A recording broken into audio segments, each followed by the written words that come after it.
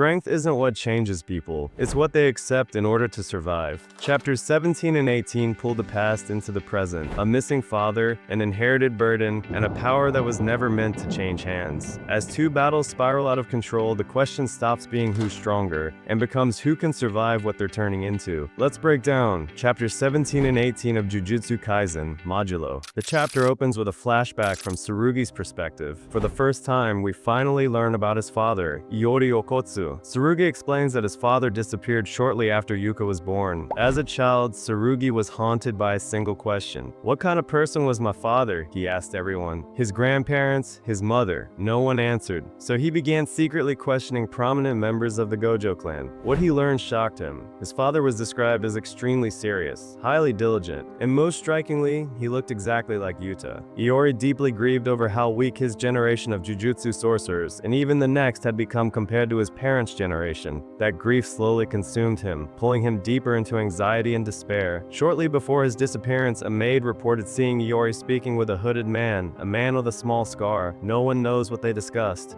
The only line the maid overheard was, "It doesn't matter." After that meeting, Iori vanished completely, and was never seen again. And yes, that hooded man was Yuji. It's easy to tell. After Tsurugi was born, Iori stayed. Tsurugi inherited a heavenly restriction, monstrous physical strength, but no cursed energy. Then Yuka was born, and everything changed. Yuka inherited the 10 Shadows technique, one of the strongest, now forbidden, cursed techniques in existence. And the moment that was confirmed, Iori disappeared. Tsurugi begins questioning everything. Why did his father vanish after Yuka's birth, but not after his own? The answer becomes painfully clear. It all came down to cursed techniques. He was told that his father believed his role was finished once Yuka was born. But Tsurugi can't stop wondering, if he had inherited a cursed technique, would Yuka never have been born? And if Yuka hadn't inherited one, would his father still be here? Tsurugi decides that Yuka must never learn the truth. But deep down, he knows better. Yuka is smart, and Tsurugi suspects she already understands far more than she lets on. Back to the fight, Tsurugi is struggling badly against Maru. He can't understand how Maru's technique works, how he's using it, or what's even happening. Maru attacks again and again. Tsurugi barely manages to dodge. Every single move from Maru is lethal. This isn't a sparring match. Maru is fighting to kill, just like he said at the end of the last chapter. Panel after panel is nothing but pure combat. Maru is completely dominating. Tsurugi fights back with everything he has, but he's barely dealing any damage. The entire flow of the battle is controlled by Maru. Tsurugi is trapped. They clash violently with their swords. Eventually, both swords fall to the ground. Tsurugi lands hard, and then, suddenly, he's thrown out of the building, launched into the air. Maru floats above him in the sky, calm and absolute, ready to deliver the final blow. Before striking, Maru speaks, "I win." Tsurugi responds without hesitation, "Maybe, but even if there's only a 1% chance I can save Yuka, I'm going all in." Maru pauses, then simply replies, "I wouldn't have expected anything less." He punches Tsurugi with overwhelming force. Tsurugi crashes straight through the building below, but Maru doesn't stop. He floats higher, and then begins attacking relentlessly. Cars, vehicles, chunks of debris. He hurls everything down at Tsurugi. When the attack finally ends, Tsurugi is nearly dead. He can't move. His body is broken. Maru looks down at him. He isn't happy about this. Once, they were allies, but there's no other option now. This is a duel, and Tsurugi is dying.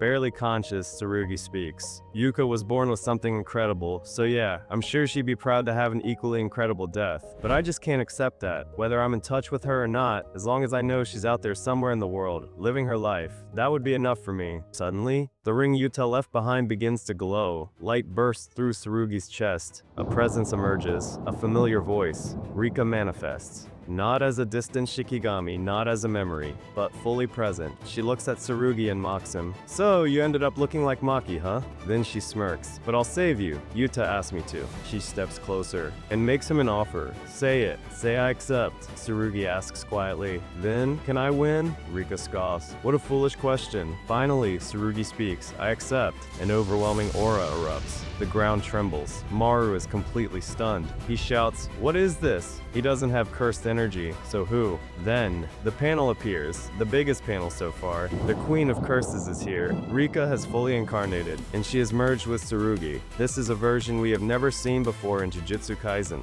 The panel goes insanely hard, before Maru can even react. Rika, fused with Tsurugi, throws a devastating punch. The impact is massive, clearly visible across the battlefield. In the next panel, Maru forces himself back to his feet. Rika and Tsurugi exchange words. Tsurugi says, "Thanks for the help, but don't just say whatever you want." Rika snaps back immediately. "Oh? Isn't somebody cocky now? I'm gonna go to Yuta in heaven and tell on you." Tsurugi replies, "Would they even let you into heaven?" Rika instantly gets furious. "You're really pissing me off." And with that, Chapter 17 ends. Chapter 18 opens by expanding on Yuta's ring. The narration confirms that this ring is a registered cursed tool, stored within the Gojo clan's vault. Inside the ring exists an enormous reserve of cursed energy, Yuta's own, and the core essence of Rika, sealed and preserved over decades. The narrator states clearly, the power of the Queen of Curses flows through blood itself. This explains why Rika can manifest so completely. But unlike Yuta's bond with Rika, built on love, trust, and mutual protection, Tsurugi's fusion is different. It is transactional. He didn't accept Rika out of affection. He accepted her power to survive, to protect Yuka, and that difference matters. We return to the battle. The moment Tsurugi fused with Rika, he landed a devastating blow, sending Maru flying across the battlefield. Maru can barely dodge now. Tsurugi has become overwhelmingly powerful. Rika laughs, describing the sensation like a roller coaster, and immediately complains about noisy kids in amusement parks. Meanwhile, Maru is in shock. He stares at Tsurugi confused. What happened to him? Why does he look like this? Then Maru notices the ring around Tsurugi's neck, and he realizes the truth. That ring is the source of his power. The cursed energy flowing from Tsurugi is off the charts, far beyond what any normal human body should be able to withstand. This isn't something created overnight. This is the work of an extraordinary sorcerer, accumulated over years, no, decades. Just sensing it sends chills down Maru's spine. Desperate, Maru activates his third eye, releasing his own power. But for the first time, it does nothing. Tsurugi grabs Maru by the collar and smashes his forehead directly into Maru's third eye. Maru is sent flying, but Tsurugi doesn't stop.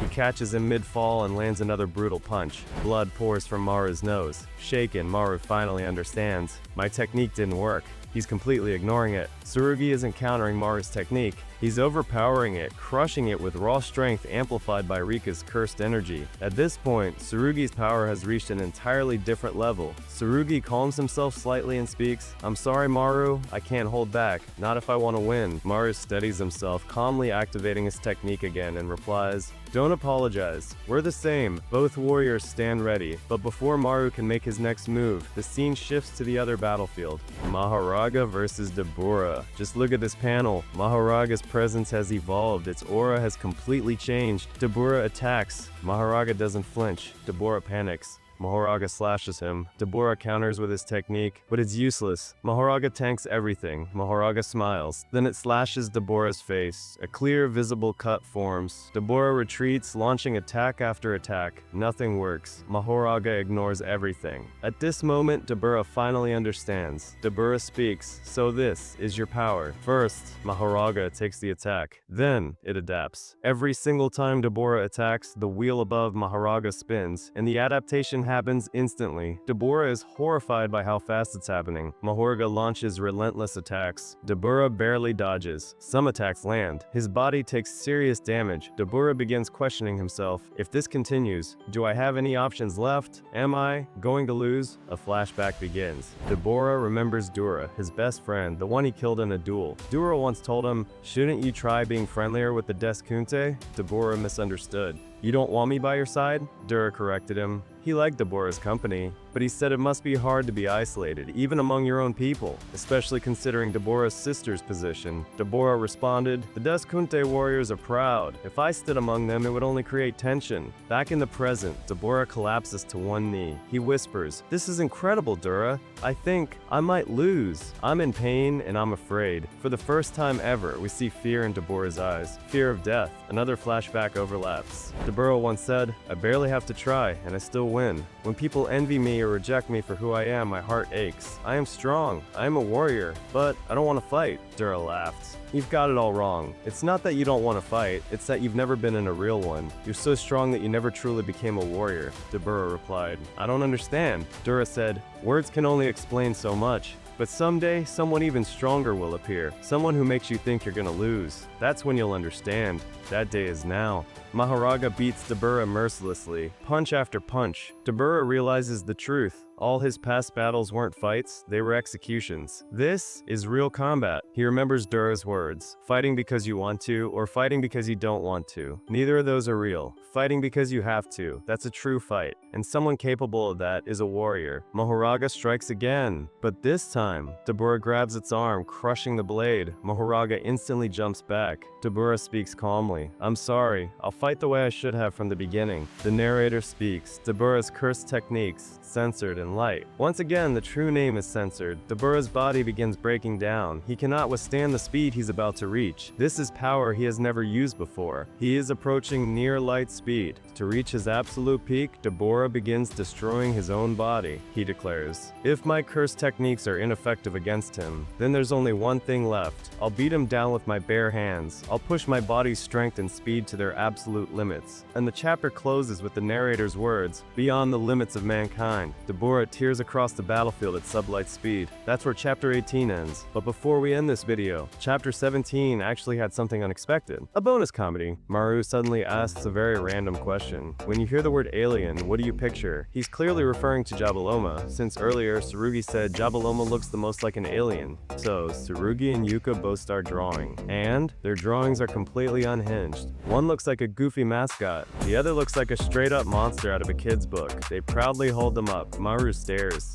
None of those look like Jabaloma. Then Yuka tries to soften it. Well, I guess these are the scarier options. There are cuter, friendlier ones too. Yuka asks him, how about you, Maru? What do you think a scary earthling looks like? From an alien's perspective. Maru proudly reveals his drawing. A buff, four-armed monster with a mouth on its stomach. And yeah, Maru straight up drew Sukuna. From an alien's perspective, that's apparently what a scary earthling looks like. Tsurugi and Yuka immediately start questioning reality. Why does it have four arms? Why is there a mouth on its stomach? Maru answers, completely serious. Because it looks stronger that way. Then adds, I thought it'd be convenient. Dead silence. Chapters 17 and 18 force the truth into the open, finally shedding light on Yuta's legacy and what it leaves behind. Tsurugi accepts a power tied to his blood, not out of ambition, but because losing isn't an option.